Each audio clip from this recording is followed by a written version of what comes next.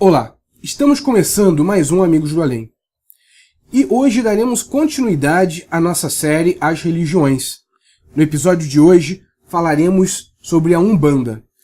Considerada atualmente como uma religião genuinamente brasileira por reunir os mesmos elementos formadores da cultura brasileira, ou seja, elementos culturais indígenas, africanos e europeus, o movimento umbandista aproxima-se quase de seu 110º aniversário. Contudo, sua natureza ainda é desconhecida às grandes massas que estão condicionadas pela imagem passada por seus detratores, o que ainda gera medo, distorções e preconceito. Contudo, o preconceito sofrido hoje pela Umbanda é marca constante desde o seu surgimento. Quando aos 17 anos, em 1908, Zélio Fernandino de Moraes preparava-se para prestar exames para a Escola Naval, uma estranha paralisia pôs fim a seus planos. Além da paralisia, uma perturbação mental o atacou, fazendo com que passasse a falar palavras sem nexos e a ter visões. Após uma longa jornada por médicos e especialistas, sem nenhum sucesso no restabelecimento do quadro de saúde de Zélio, o próprio doente anunciaria sua cura, informando aos pais que voltaria a andar. As perturbações mentais, contudo, não desapareceram. Foi então que a família muito católica decidiu entrar em contato com os padres que faziam parte da família, que se limitaram a recomendar que o jovem continuasse seus tratamentos médicos. Mas um vizinho, supondo tratar-se de um caso de obsessão espiritual, ou seja, da perseguição de um espírito, recomendara à família que procurasse ajuda em um centro espírita. Zélio, então, fora conduzido pela família à Federação Espírita do Estado do Rio de Janeiro, na cidade de Niterói. Ao chegar lá, seu comportamento já chamaria atenção. Primeiro por interromper a sessão iniciada, dizendo faltar uma flor à mesa dos trabalhos, e ao retornar com a mesma, manifesta a incorporação de um espírito de um escravo idoso, negro idoso, que se identificava como Pai Antônio, e depois um outro espírito que se identificava como um índio chamado Caboclo das Sete Encruzilhadas. Contudo, os dirigentes da seção espírita, vendo não se tratar de um espírito que se apresentava aparentando uma vida ilustre ou de intelectual, como acontece normalmente nas sessões espíritas, mas sim a de um mero índio brasileiro, classificou a entidade como um espírito atrasado, ao que este teria respondido: por que repelem a presença desses espíritos, se nem sequer se dignaram ouvir suas mensagens? Será por causa de sua origem social e de sua cor? Como era comum no período, as sessões espíritas contavam sempre com uma posição de trabalho ocupada por um médium vidente que dava conta de relatar as movimentações no plano espiritual. Foi quando então o vidente, presente no dia, abordou a entidade perguntando por que ela se identificava como um índio, se o que ele via no plano espiritual era uma entidade trajando roupas de um padre católico. O espírito então revelara: se querem um nome, que seja este. Sou o Caboclo das Sete Encruzilhadas, porque para mim não haverá caminhos fechados. O que você vê em mim são restos de uma existência anterior. Fui padre e meu nome era Gabriel Malagrida. Acusado de bruxaria, fui sacrificado na fogueira da Inquisição em Lisboa no ano de 1761. Mas em minha última existência física, Deus concedeu-me o privilégio de nascer como caboclo brasileiro. Vendo que a liderança espírita presente não estava confortável com aquelas manifestações, o Caboclo das Sete Encruzilhadas anunciava que tornaria a se manifestar, mas agora na residência de Zélio. Se julgam atrasados esses espíritos dos negros e dos índios, devo dizer que amanhã estarei na casa deste aparelho para dar início a um culto, em que esses negros e esses índios poderão dar a sua mensagem e assim cumprir a missão que o plano espiritual lhes confiou. Será uma religião que falará aos humildes, simbolizando a igualdade que deve existir entre todos os irmãos, encarnados e desencarnados. E, se querem o meu nome, que seja este: Caboclo das Sete Encruzilhadas, porque não haverá caminho fechado para mim. É nesta ocasião que é fundado o Centro Espírita Nossa Senhora da Piedade, na rua Floriano Peixoto, número 30, no bairro de Neves, na cidade de São Gonçalo, no Rio de Janeiro. Na reunião inaugural, o espírito que se intitulara Caboclo das Sete Encruzilhadas iria definir as normas gerais das reuniões espíritas de Umbanda, como era assim chamado no período. Assim, nestes encontros, todos deveriam vestir trajes simples na cor branca, não receberiam nenhuma recompensa pelos serviços prestados, não realizariam sacrifícios animais e se empenhariam em praticar a caridade pautados nos ensinamentos do Evangelho. Entre 1918 e 1935, mais 7 tendas espíritas de Umbanda foram abertas na capital brasileira do período, o Rio de Janeiro. Contudo, a religião vinha para normatizar práticas que já existiam no Rio de Janeiro desde os séculos anteriores, principalmente na segunda metade do século XIX, práticas que eram chamadas de macumbas. O termo macumba, além de se referir a um instrumento percussivo africano similar ao reco-reco, designava também todos os tipos de manifestações através de feiticeiros, curandeiros, pais de santos e benzedeiras, como ficava evidente em um livro de 1904, chamado de Religiões do Rio, escrito pelo jornalista Paulo Barreto, sob o pseudônimo de João do Rio. Vivemos na dependência do feitiço. Dessa caterva de negros e negras, de babalorixás e auôs, somos nós que lhes asseguramos a existência, com o carinho de um negociante por uma amante atriz. O feitiço é nosso vício, mas o nosso gozo a degeneração.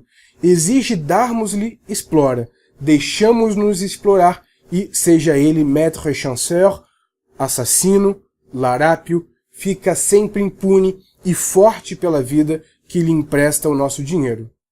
O sociólogo paulista Reginaldo Prandi, em seu livro Mitologia dos Orixás, explicaria: e a macumba carioca, portanto, pode bem ter se organizado como culto religioso na virada do século, como aconteceu também na Bahia. Não vejo, pois, razão para pensá-la como simples resultante de um processo de degradação, visto no Rio no fim do século por João do Rio.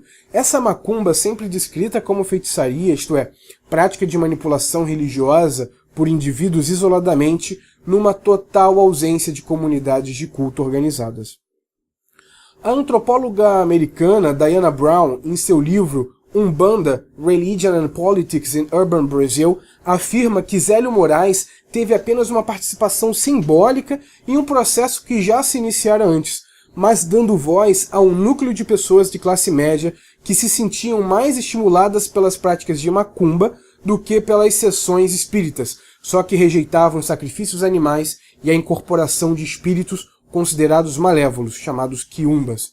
Segundo esta antropóloga, o grupo de Zélio ajudaria a promover a chamada Umbanda Branca, implementando práticas aceitáveis pela classe média.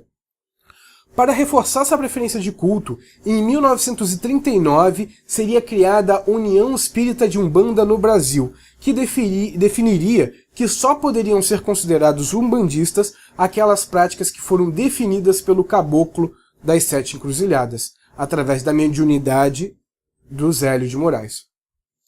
Apesar da política do ditador brasileiro Getúlio Vargas tê-lo feito ser considerado o pai dos pobres e pelos umbandistas o pai da Umbanda, fato que levou a que muitos dos terreiros exibissem a foto do ditador em suas paredes, a seção de tóxicos entorpecentes e mistificação do governo Vargas exercia forte repressão contra o movimento umbandista, invadindo terreiros, interrompendo reuniões e apreendendo os elementos ritualísticos que hoje ainda se encontram expostos no Museu da Polícia Civil no Rio de Janeiro.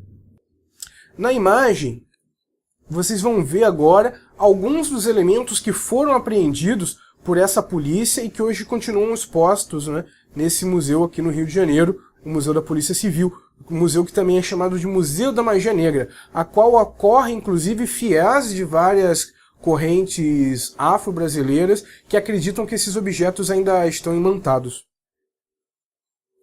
Em 1941, se daria no Rio de Janeiro o primeiro Congresso Brasileiro de Espiritismo de Umbanda, que tentaria codificar a teologia umbandista, decidindo por se afastar cada vez mais das tradições afro-brasileiras, adotando a codificação de Allan Kardec como obras básicas. É nesse momento que o termo Umbanda, cunhado por Zélio de Moraes, a pedido do espírito do caboclo Sete Encruzilhadas, seria alterado e, consequentemente, a história da religião. De acordo com os registros fonográficos de entrevistas com Zélio realizadas em 1971 para a revista Macaia, o nome inicial sugerido havia sido de Alabanda, onde Alá significaria Deus, de acordo com os chamados cultos de muçulmanos que ainda existem e que já eram presentes na religiosidade dos escravos africanos no Brasil, e Banda, significando junto de. Portanto, Alabanda significaria junto de Deus. Mas como o termo não soava confortável aos ouvidos, foi substituído por Umbanda, contudo mantendo o mesmo significado. Todavia, o Congresso de 1941, querendo definir a Umbanda como religião organizada, diria que ela teria surgido há milhares de anos, na Lemúria, onde seria transmitida à Índia e do Oriente para o Egito, por onde se alastraria por toda a África, e diziam também que o nome Umbanda provinha de Aum Banda, termo que teria uma hipotética origem do sânscrito, significando o princípio divino, luz radiante, a fonte da vida eterna e evolução constante. Os argumentos utilizados pelos que propunham essa origem histórica, contudo impossível de ser comprovada pela historiografia, dado não termos registros de períodos tão distanciados no tempo, era de que, na África, a Umbanda teria entrado em um processo de degradação, onde penderia para o fetichismo, ou seja, às práticas supersticiosas e de feitiço e pagelança, o que os dirigentes umbandistas dessa nova proposta classificariam sob os seguintes e fortes termos: barbarismo. Imagine-se o que poderia resultar do contato da alta ciência e da religião dos egípcios, uma e outra tão profundamente precisas nos seus conceitos e tão expressivas na sua forma representativa dos sentimentos de um povo grandemente civilizado com os povos semi-bárbaros, se não bárbaros, do ocidente africano, das regiões incultas de onde, por infelicidade nossa, se processou o tráfego de escravos para o Brasil, de uma escória que nos trouxe com suas mazelas, com seus costumes grosseiros e com seus defeitos étnicos e psicológicos, os restos desses europeus abastardados já por seus antepassados, e de uma significação que ela mesma não alcançava mais. Ao longo das teses apresentadas no Congresso, a visão pouco simpática à cultura africana se alastrava. Daí o ritual semi-bárbaro, sobre o qual foi a Umbanda conhecida entre nós, e por muitos considerada magia negra, ou candomblé. É preciso considerar, porém, o fenômeno meselógico peculiar às nações africanas, donde procederam os negros escravos, a ausência completa de qualquer forma rudimentar de cultura entre eles, para chegarmos à evidência de que a Umbanda não pode ter sido originada no continente negro, mas ali existente e praticada sob um ritual que pode ser tido como degradação de suas formas velhas iniciáticas. Com o fim da ditadura Vargas e o início da República Democrática, a Constituição de 1946, nos artigos 7º e 8º do seu segundo capítulo, dariam um grande avanço nas liberdades de crença, ao garantir que, artigo 7º, é inviolável a liberdade de consciência e de crença, e assegurado o livre exercício dos cultos religiosos, salvo o dos que contrariem a ordem pública, ou os bons costumes. As associações religiosas adquirirão personalidade jurídica na forma da lei civil. E o artigo 8º, por motivo de convicção religiosa, filosófica ou política, ninguém será privado de nenhum dos seus direitos, salvo se a invocar para se eximir de obrigação, encargo ou serviço impostos pela lei aos brasileiros em geral, ou recusar os que ela estabelecer em substituição daqueles deveres, a fim de atender escusa de consciência. Segundo Wagner Gonçalves da Silva, em seu livro Os Orixás da Metrópole, a partir dos anos 50, os segmentos mais humildes da população umbandista passaria a se sentir insatisfeitos com esse processo de embranquecimento da Umbanda, e a tendência desta em se afastar das características da religiosidade popular. Apesar disso, o movimento cresceria vertiginosamente. De acordo com o levantamento realizado pelos antropólogos Lísias Negrão e Maria Concone, nos anos 40, identificavam-se apenas 58 instituições registradas como terreiros de Umbanda, enquanto haviam 503 centros espíritas. Em 1950, a situação se inverteria, encontrando-se registradas 1.025 organizações umbandistas e 845 instituições espíritas. Na década de 1970, os dados encontrados são superlativos, identificando-se 7.626 terreiros de Umbanda e 202 centros espíritas. Apesar desse crescimento, a oposição à Umbanda aumentara. Durante o regime militar, a repressão se acirrou, ganhando novos aliados contra a Umbanda. Primeiramente, a Igreja Católica, que passou a admoestar seus fiéis contra o movimento umbandista, temendo a já crescente diminuição no número de fiéis católicos e aumento das estatísticas em relação aos umbandistas.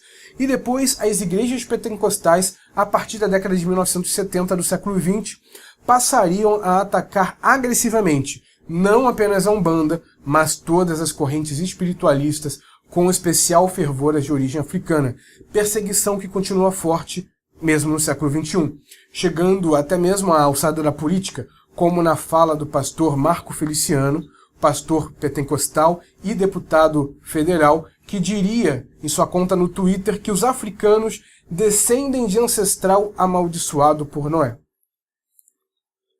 Contudo, ainda nos anos 60 e 70, a Umbanda e outros movimentos religiosos afro-brasileiros ganhariam extrema popularidade nos movimentos culturais do país. Cantores de bossa nova e MPB passariam a se identificar como umbandistas e mesmo a lançarem álbuns musicais com a temática umbandista ou tendo referência aos orixás em suas letras. Entre eles notam-se Clara Nunes, Vinícius de Moraes, Baden Powell. Se for possível, eu vou tentar colocar links de músicas deles com essa temática, principalmente aí a música do Vinícius de Moraes, com um exemplo de uma música dele, que é conhecida por Canto de Oxum, que diz: é o mar, Xangô andava em guerra, vencia toda a terra, tinha ao seu lado Yansan para lhe ajudar, Oxum era a rainha, na mão direita tinha o seu espelho onde vivia a se mirar.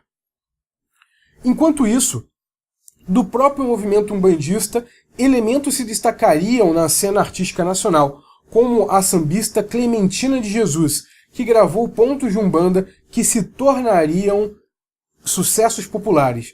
Por exemplo, o ponto da Linha das Almas, que diz: eu andava perambulando, sem ter nada para comer, fui pedir às santas almas para vir me socorrer, foi às almas que me ajudou, meu divino Espírito Santo, louvo a Deus nosso Senhor, quem pede às almas dá, filho de Pemba é que não sabe aproveitar.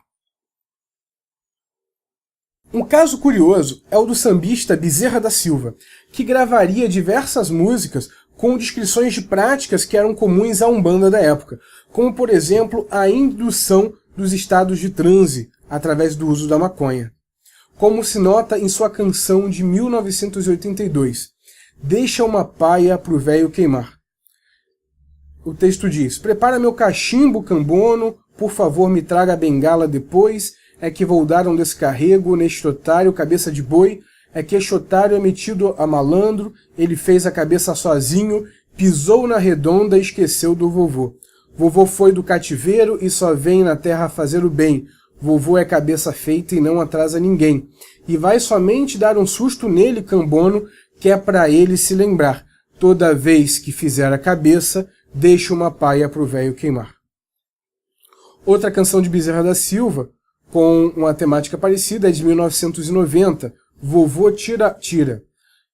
Aperta um que vovô Tira Tira pintou no gongá, e sem dar dois, vovô não pode trabalhar. É que tira, tira, é caô, caô, tira a onda adoidado, tira a roupa do vestido, tira a alma do pelado, tira você de perto de Deus e deixa perto do diabo. Tira todos os pertences de que nele leva fé.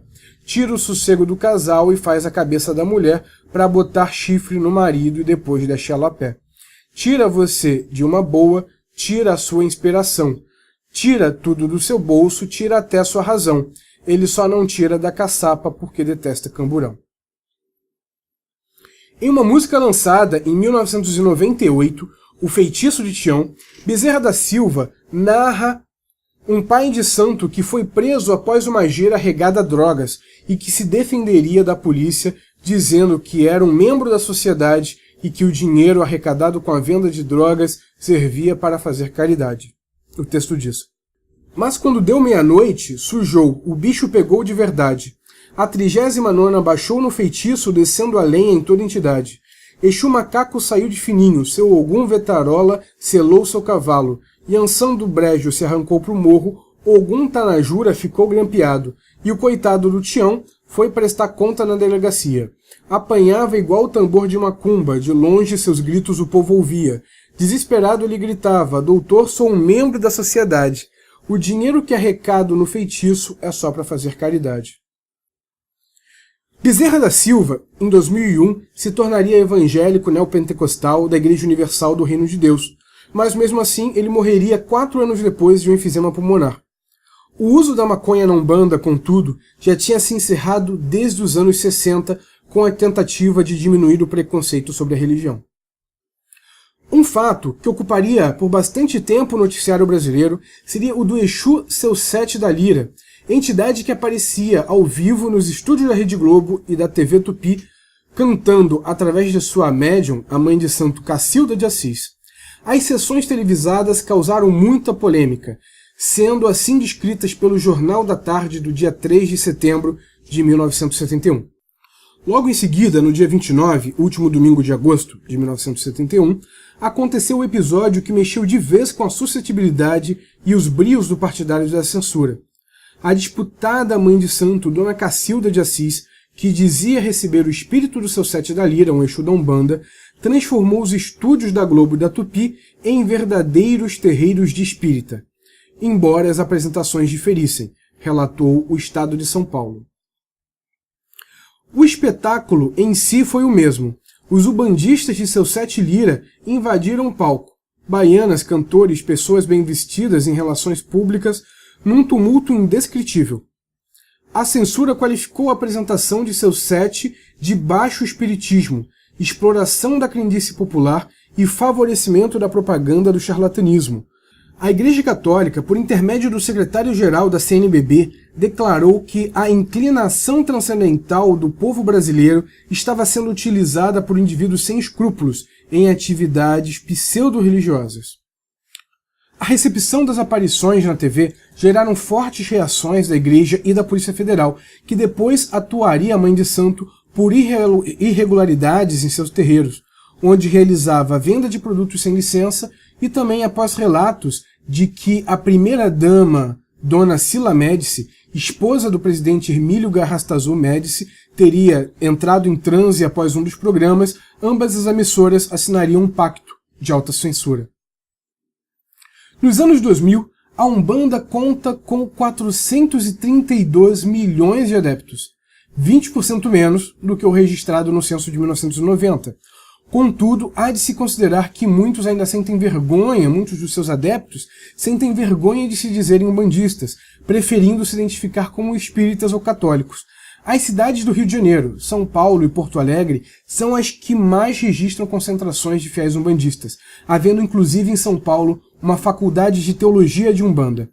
A partir dela, outras práticas surgiram, como o Santo Daime, criado em 1920, mas que absorveu ao longo de sua história referenciais religiosos umbandistas, especialmente a vertente chamada Umbandaime. A proposta é extremamente conhecida pelo uso da ayahuasca, ou uma bebida produzida com raízes e folhas especiais que provocam estados de alteração na mente. Apesar dos defensores do chá afirmarem que o efeito da bebida é apenas enteógeno, ou seja, produtor apenas de um estado de êxtase, a farmacologia ainda é categórica em classificá-la como alucinógeno. Gerações mais recentes de cientistas consideram os efeitos da bebida como psicodélicos, por serem muito similares a drogas como o LSD e a mescalina. A Umbanda hoje continua a lutar continuamente contra a intolerância sofrida, principalmente por parte dos seguidores das correntes evangélicas pentecostais, inclusive através de suas emissoras de TV, como foi o caso de um processo movido pelo superior órgão de Umbanda do Estado de São Paulo contra a emissora da Igreja Universal do Reino de Deus, a TV Record. O movimento bandista recebeu a decisão favorável da Justiça. Nas comunidades carentes do Rio de Janeiro, nota-se ainda hoje o acirramento por parte de traficantes de drogas e de membros de denominações evangélicas contra terreiros e fiéis de religiões afro-brasileiras. Ordens de fechamento de terreiros, através de ameaças de traficantes, expulsões de residências, destruições de terreiros também são cada vez mais frequentes, em casos em que moradores são até mesmo proibidos de pendurarem suas roupas de uso religioso, ou roupas de santo, como chamam, nos varais de suas próprias casas. Um relato publicado pelo jornal O Globo no Rio traz o depoimento de uma mãe de santo sobre as perseguições realizadas por traficantes evangélicos. As perseguições, contudo, não se restringem apenas às comunidades carentes. A invasão e vandalismo contra terreiros registra números cada vez maiores, como vocês podem ver nas fotos que estão sendo exibidas. A casa onde nasceu a Umbanda, apesar de forte manifestação de fiéis para sua preservação, foi demolida em 2011.